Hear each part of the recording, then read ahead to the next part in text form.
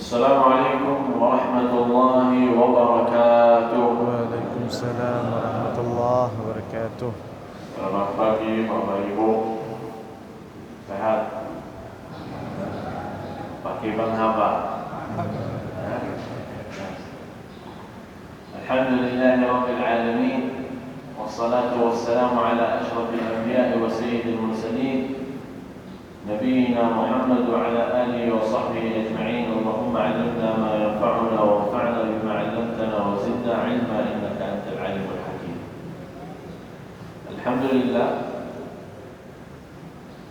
masih diberikan oleh Allah Subhanahu wa taala kesempatan kita bisa bertemu. Alhamdulillah saya bisa bahasa Indonesia. Pada 4 tahun di Indonesia, tapi bahasa saya kurang fasih. Lebih afdal untuk ceramah bahasa Arab. InsyaAllah Habib Abdullah Sagaf bantu saya di terjemah. Bismillahirrahmanirrahim. Assalamualaikum warahmatullahi wabarakatuh. Pertama-tama beliau membuka dengan salawat serta salam ke atas baginda Nabi kita Muhammad sallallahu alaihi wasallam. Lalu kemudian dimulai dengan sedikit niat doa untuk belajar. Semoga pagi hari kita ini mendapatkan ilmu yang bermanfaat. Di hari Jumat pagi ini mudah-mudahan kita mendapatkan ilmu yang bermanfaat ketika kita keluar dari masjid ini. Sebagaimana beliau katakan, beliau bisa bahasa Indonesia tetapi belum fasih untuk melakukan muhadharah. Ditakutkan nanti maksud yang disampaikan tidak didapat dengan baik, jadi beliau lebih enak berbicara dengan bahasa Arab. InsyaAllah nanti Al-Fakir sendiri akan membantu untuk menerjemahkan ceramah Syekh Abdullah Jabir. Halul muslimi ala thalathati ahwal bi'alaqatihi ma'al Qur'an. Halul muslimi ma'al Qur'ani munqasimun ala thalathati ahwal. Wa hadha huwa unwanuhu. Beliau katakan insyaallah pada pagi hari ini yang penuh berkah, tema kita pada hari ini yaitu 3 keadaan seorang muslim ketika berkaitan dengan Al-Qur'an. Wa kullu halin afdalu min allati taliha. Fal halul ula afdalu min kilayhima. Wa hakadha wa thaniyatu afdalu min ats-tsalitsah wa aqalluha ats-tsalitsah. Dikatakan oleh beliau daripada 3 keadaan yang nanti akan beliau sebutkan, yang pertama itu lebih baik daripada yang selanjutnya. Semisal yang pertama lebih baik daripada yang kedua, begitupun yang kedua lebih baik daripada yang ketiga.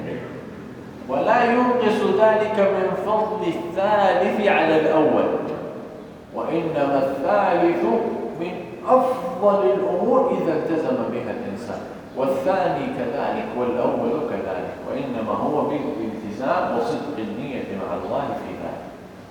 Dan dikatakan oleh beliau bahwasanya meskipun ada perbedaan di antara yang pertama dan kedua, yang kedua dan ketiga, tetapi tidak mengurangi daripada kebaikan yang ketiga atas yang kedua, ataupun selanjutnya daripada yang ketiga daripada yang pertama, asalkan memiliki niat yang baik serta jujur dalam melaksanakannya. Wa hadzal Qur'anul Karim huwa hadyun ila shiratal mustaqim. Nahnu berapa kali kita setiap hari, berapa kali kita doa ihdinas shiratal mustaqim. Ya salat 5 fardu saja berapa kali? 17. 17 yang salat 5 fardu. Hidayah bisa dapat dari Al-Quran. Ayat ini dari Al-Quran. Ihdinas siratal mustaqim. Wallah subhanahu wa ta'ala yaqul inna hadzal Qur'ana yahdi lillati hiya aqwam. يهديك إلى الطريق القويم. الطريق القويم هو الطريق إلى الصراط المستقيم. Beliau katakan Al-Quran adalah jalan menuju hidayahnya Allah Ta'ala. Sering kita setiap membaca suratul Fatihah ada bacaan ihdinas siratal mustaqim. Kita baca setiap ayat pasti ada bacaan ihdinas siratal mustaqim. 17 kali kita baca dalam 1 hari. Dan kenapa? Karena di sini akan ditekankan bahwasanya hidayah itu datangnya dari Al-Qur'an. Beliau tanya, berapa banyak kita membaca Al-Qur'an? Minimal 1 kali dalam 1 hari kita membaca 17 kali.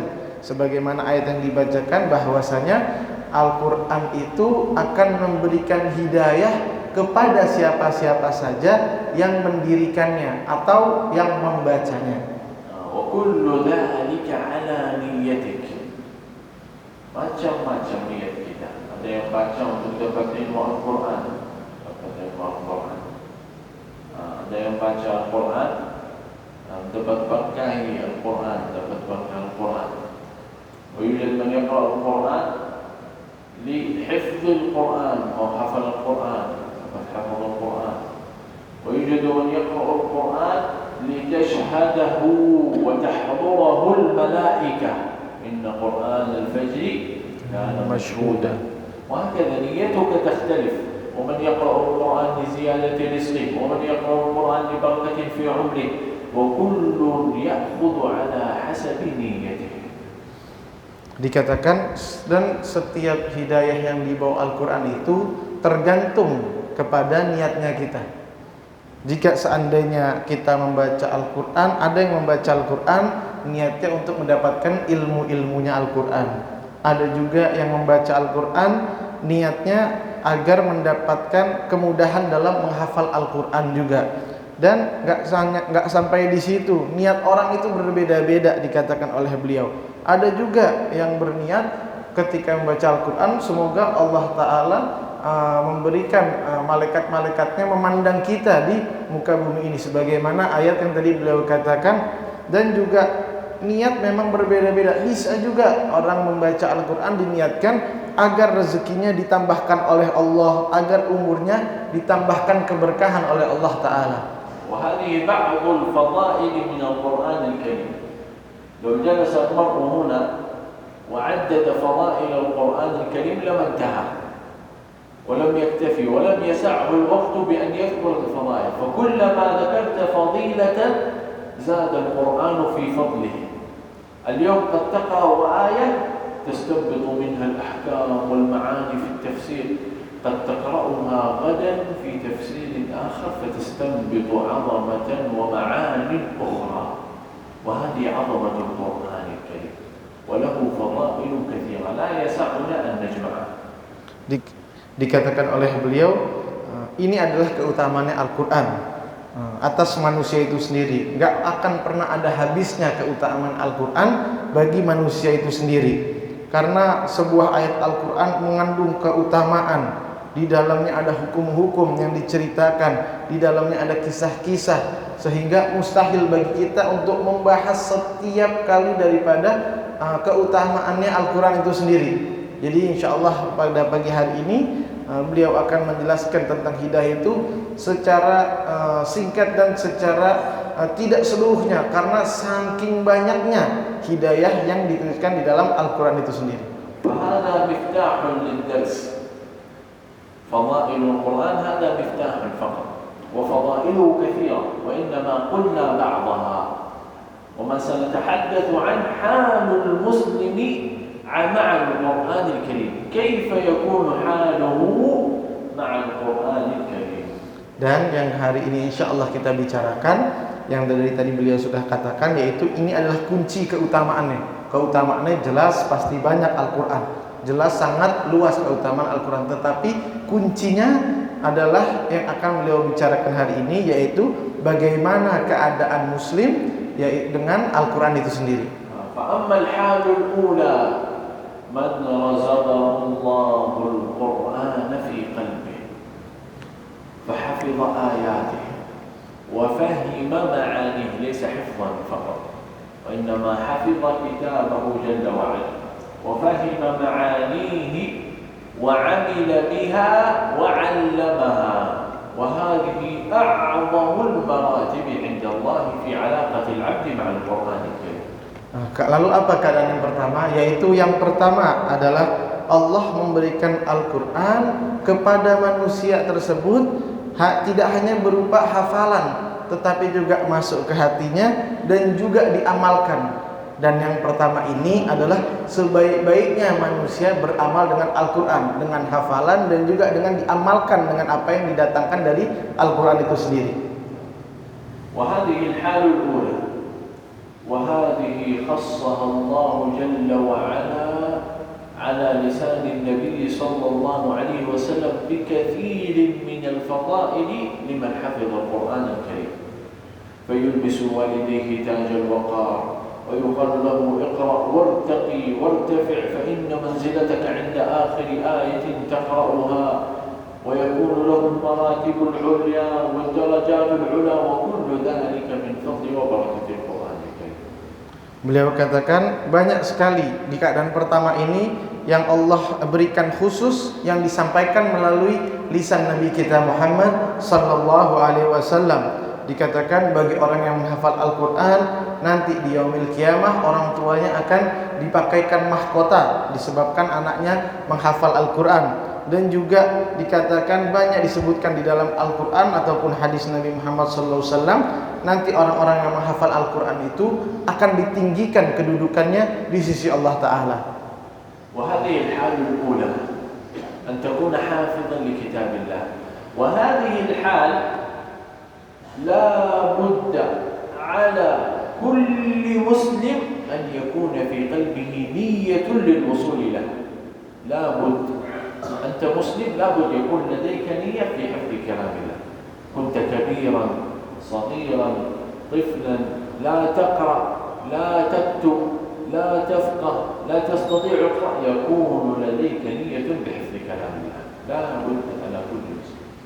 Dikatakan keadaan yang pertama tadi yaitu keadaan orang yang menghafal Al-Quran itu sendiri. Paling wajib yaitu yang pertama, bagi keadaan pertama yang paling besar ini yaitu hafal Al-Quran. Dan harus punya niat yang kuat dalam menghafal Al-Quran. Sampai daripada hafalan itu baik orang itu masih kecil maupun sudah dewasa, baik dia pintar ataupun tidak, baik dia kaya maupun miskin, semua bisa mendapatkan martabat yang pertama ini, yaitu menghafal Al-Quran dan beramal dengannya.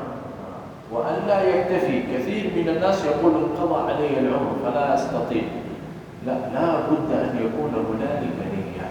إذا كنت مسلما حقا لا بد عليك أن يكون لك نية مصاحبة لحفظ القرآن الكريم.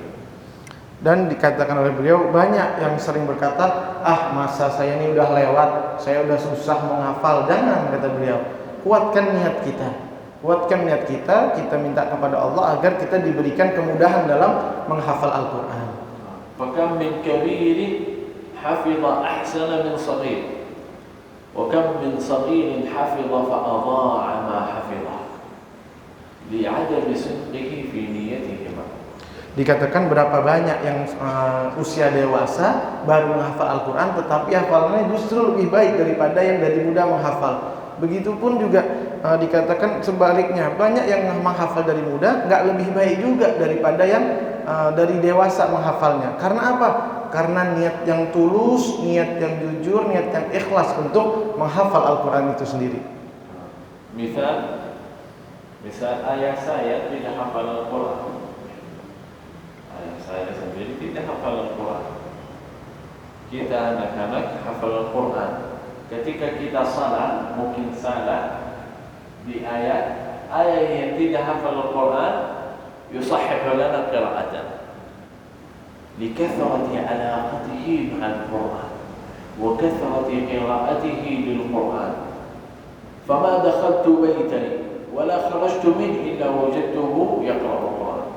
ووالدتي كذلك فما دخلت البيت وخرجت إلا وهي تقرأ القرآن في الليل تقرأ القرآن في الصباح تقرأ القرآن ورد في كل صباح كل يوم تقرأ سورة البقرة وهكذا تزداد العلاقة مع القرآن بحبه بكثرة قراءة القرآن رغم عدم حفظه. وهذه الحالة الثانية كثرة قراءة القرآن حتى إن لم تكن تحفظه. Dan beliau katakan contoh yang tadi yang pertama sudah. Yang kedua bagaimana? Yaitu beliau memberikan contoh golongan yang kedua, yaitu golongan sebagaimana beliau kasih contoh yang nyata ayah beliau. Ayah beliau bukan orang yang hafal Al-Quran. tetapi mendapatkan karunia anak-anaknya alhamdulillah Allah berikan kemudahan menghafal Al-Qur'an semua. Tetapi apa? Ketika anak-anaknya memimpin sholat dan ayahnya berada di belakangnya menjadi makmum, pas anaknya baca lupa, orang tuanya yang betulin. Padahal orang tuanya nggak hafal. Karena apa? Karena orang tuanya itu banyak berhubungan dengan Al-Qur'an, banyak membaca Al-Qur'an, banyak mengulang-ulang bacaan Al-Qur'an. Tidak pernah beliau masuk atau keluar rumahnya kecuali sedang melihat ayahnya sedang membaca Al-Qur'an. Begitupun juga ibunya, mau pagi hari, mau siang hari, mau di tengah malam, selalu memperbanyak hubungannya dengan Al-Qur'an, yaitu dengan banyak membacanya. Sehingga ini masuk ke dalam golongan yang kedua, tidak hafal tetapi banyak melakukan hubungan dengan Al-Qur'an itu sendiri. Ada soal ini pertanyaan semuanya. Bagaimana cara hafal Al-Quran? Baca. Nah, bagaimana anak kita menjadi hafal Al-Quran? Anak kita lihat apa? Lihat kita baca Al-Quran atau lihat kita main HP? Jangan minta dari anak, jangan main HP, tapi kita yang main HP. لا تطلب من أبنائك حفظ القرآن وهم لا يحفظون. أنا قابلنا ibu atau ayah saya bila baca Al-Quran, قابلنا. Jadi setiap hari masuk ke rumah, ibu saya baca Al-Quran. Keluar dari rumah, ibu saya baca Al-Quran. Subuh pagi, baca Al-Quran. Bangun malam, ibu saya baca Al-Quran. Yu'adzinul masjid, ayah saya ke masjid langsung. وعلق قلوبهم بالصلاة فالذي يراه ابنك يقتدي به. نحن رأينا حبهم لهذا الكتاب ورأينا علاقتهم مع الكتاب. كنا نستمع كم مرة, berapa kali atau duduk bersama anak, berapa kali duduk bersama keluarga baca Al-Quran, baca satu hadis. لابد على كل بيت مسلم أن يكون له ولو مرة في الأسبوع يجلسون سوية ويقرؤون كلام الله. Beliau katakan ini pertanyaan bagi diri kita sendiri katanya. Bagaimana cara kita untuk menghafal Al-Quran tersebut? Melihat dari contoh yang tadi beliau berikan, yaitu banyak baca Al-Quran. Perbanyak baca Al-Quran sehingga hubungan kita dengan Al-Quran itu menjadi baik. Kita kadang mau anak kita hafal Quran. Banyak daripada kita, saya pengen nih baca Al-Quran. Tapi bagaimana caranya? Ya kita harus memulai dari diri kita sendiri. Kita harus memberikan contoh. Anak kecil itu sifatnya mencontoh orang tuanya. Jangan kita suruh orang anak kita, kamu hafal Quran, orang tuanya main handphone. Jangan. Beliau bilang, dari kecil beliau selalu melihat ayahnya membaca Al-Quran, ibunya membaca Al-Quran, sehingga anaknya memiliki motivasi untuk menghafal Al-Quran. Enggak hanya menyuruh tetapi memberikan contoh katanya. Dan minimal katanya di setiap rumah itu orang tua itu selalu mengumpulkan anaknya, duduk bersama orang tuanya, membaca Al-Quran bersama atau mengkaji hadis sama-sama minimal 1 kali 1 minggu. Agar apa? Kita memperbaiki hubungan kita dengan Al-Quran dan menjadi contoh di keluarga kita bahwasanya kita itu juga peduli terhadap Al-Quran itu sendiri. فأنا منذ وعيت على الدنيا لم يأتي صباح والدتي لم تقرأ سورة، ولد عندها منذ أن وعيت على الدنيا إلى اليوم، وهي في كل صباح تختم سورة البقرة. وهذه فضائل من الله جل وعلا يختص بها. وكم سمعنا نعرف بعض التجار لا يجلس في محله فيأتي إليه سائل يسأله بكم هذا فيجيبه، فيخرج فيفتح مصحفه يقرأ من كلام الله جل وعلا. أتاه عامل يضع ورقة ليعرف موضع قراءته فيخرج فيعيد ويكمل قراءته. وهكذا قلبك معلق بكتاب الله. Dikatakan beliau semenjak lahir sampai saat ini selalu melihat ayahnya jika di pagi hari itu membaca surat Al-Baqarah sampai khatam. Dari kecil beliau selalu melihat ayahnya sampai saat ini istiqomah, berarti artinya yaitu selalu membaca Al-Quran. Artinya tidak pernah beliau meninggalkan wiridnya itu. Wiridnya itu dengan banyak membaca Al-Quran. Dan juga berapa banyak beliau katakan seorang pedagang itu yang membaca Al-Quran terus-menerus meskipun ada yang membeli. Ditanya, ini berapa Pak harganya? Dia jawab. Ini berapa Bu harganya? Dijawab. Setelah jual beli, orangnya pergi, dia buka lagi Al-Qurannya, dia baca, dilanjutkan lagi. Dia kasih tanda. Jadi ketika ada yang datang, dia kasih tanda, dia jawab dulu. Setelah orangnya pergi, dia lanjutkan lagi baca Al-Qurannya. Demi apa? Demi memperkuat hubungannya dengan Al-Quran. وهذا علاقة القلب مع القرآن. وهذه علاقة القلب مع القرآن. وانظر إلى حالك الذي تكثر سماعه. إن السمع والبصر والفؤاد كل أولئك كان عنه مسؤولا. هذه الجوارح الثلاث: السمع والبصر والفؤاد، التفكر في ذلك. فالذي تكثر سماعه والذي تكثر النظر إليه والذي تكثر بالتفكر فيه يأتيك في قلبك. في هذا الزمان لو نلاحظ إذا جلست لوحدك ماذا تفعل؟ الذي يكثر سماع الصلوات إذا جلس لوحده مباشرة الصلوات. الذي يجلس دائما على الهاتف زمان تيك توك أو مباشرة إذا جلس لوحده يتذكر الموسيقى واللحن والهذا والرقصة المعينة، خلاص حفظت لكثرة سماعه وكثرة نظره. وهكذا القرآن إذا أكثرت سماعه والنظر إليه زادك الله طهارة في قلبك. Dikatakan, lalu yang ketiga ini seperti apa? Tadi yang beliau katakan, yang pertama orang yang membaca Al-Quran, menghafal dan mengamalkannya. Yang kedua beliau katakan banyak berhubungan dengan Al-Quran sehingga Al-Quran itu menempel. Yang ketiga, banyak mendengar Al-Quran, melihat Al-Quran dan bertafakur dengan Al-Quran sehingga apa? Al-Quran itu masuk ke hati kita. Berapa banyak di antara kita yang ketika duduk nggak ngapa-ngapain, kita lakukan kebiasaan yang sering kita lakukan. Kalau seandainya orang tersebut biasa selawatan, pas lagi duduk sendiri dia biasanya baca selawat ya. Ada yang biasanya baca Al-Quran, pas lagi diam sendiri nggak ngapa-ngapain dia baca Al-Quran.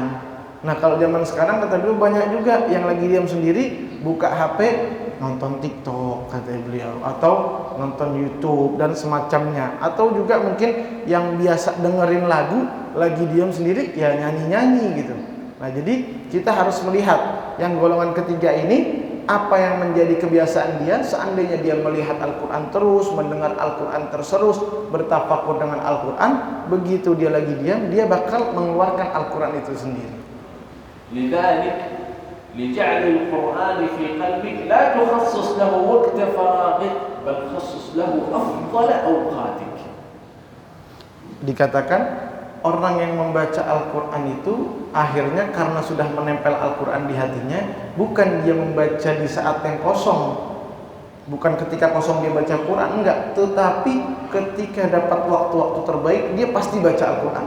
Jadi bukan hanya waktu kosong, tapi di saat waktu-waktu terbaik pasti dia akan membaca Al-Quran. وهذه الأحوال للمسلم مع القرآن وهنالك حال زائدة تجعل لك أجرا وثوابا بالأمور الثلاثة كلها جامعة، وهو أن تساعد وتعين أهل القرآن، وأول من تبدأ بهم هم أهل بيتك. أول شيء خيركم خيركم لأهله يقول الرسول صلى الله عليه وسلم. أول الأمور في أهل بيتك، فإن لم تستطع فمن هم في خارج ذلك. Dikatakan setelah tadi tiga keadaan, yang terakhir keadaan tambahan yang menghimpun ketiga-tiganya tersebut, yaitu apa? Yaitu orang yang mengumpulkan dan membantu ahli-ahli Al-Quran. Tentunya yang paling pertama harus kita bantu yaitu adalah keluarga kita sendiri. Sebagaimana dikatakan oleh Rasulullah SAW, sebaik-baiknya membantu adalah membantu keluarga sendiri. Baru selanjutnya yaitu membantu orang untuk menghafal atau berurusan dengan Al-Quran tersebut. فهذه هي الدعوة أن نجعل في قلوبنا نية لحفظ القرآن، أن نحاول الإكثار من قراءة القرآن، أن نكثر من سماع القرآن، أن نعين من يريد حفظ القرآن، وأن نبدأ بأهلنا أولا.